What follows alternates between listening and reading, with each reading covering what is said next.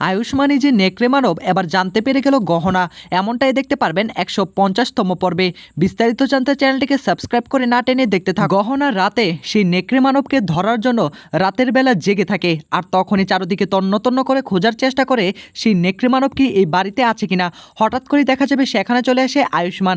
আয়ুষ্মান এসে তখন গহনাকে বলে, কি ব্যাপার গহনা, তুমি এত রাত করে কি এত ভাবছো? তখনই গহনা বলে ওঠে, ওই নেকড়ে মানব কেন জানি মনে হচ্ছে এই বাড়ির মধ্যে আশ্রয়স্থল হিসাবে গ্রহণ করে নিয়েছে।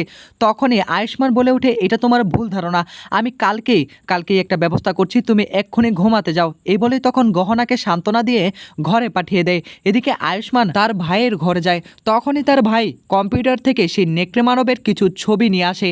আয়ুষ্মানকে তখন বলে ওঠে, দাদা দাদা দেখো, আসলে নেকড়ে মানব কিন্তু আসলে এই পৃথিবীতে রয়েছে, আর আমার মনে হচ্ছে যেটা সত্যি সত্যি আমাদের বাড়িতে নেই। তো তখনই আয়ুষ্মান বলে ওঠে, এইসব কিছু মিথ্যে কথা, তুই এসব কিছু নিয়ে একদম চিন্তা করিস না।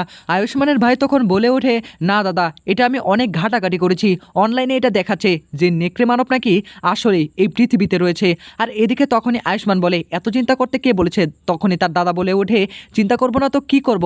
তখনই আয়ুষ্মান বলে ওঠে, যেহেতু জানতে পেরে গেছিস যে আসলে নেকড়ে মানব রয়েছে, তাহলে তোর সামনেই নেকড়ে মানব দাঁড়িয়ে রয়েছে।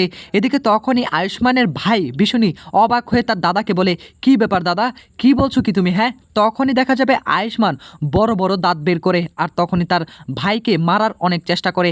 এদিকে আয়ুষ্মানের ভাই চিৎকার করতে থাকে। তখনই সেখানে চলে আসে গহনা।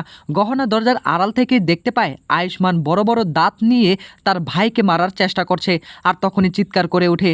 তাহলে কি আয়ুষ্মানই সেই নেকড়ে মানব? আপনাদেরকে মতামত কমেন্ট করে জানাতে পারেন।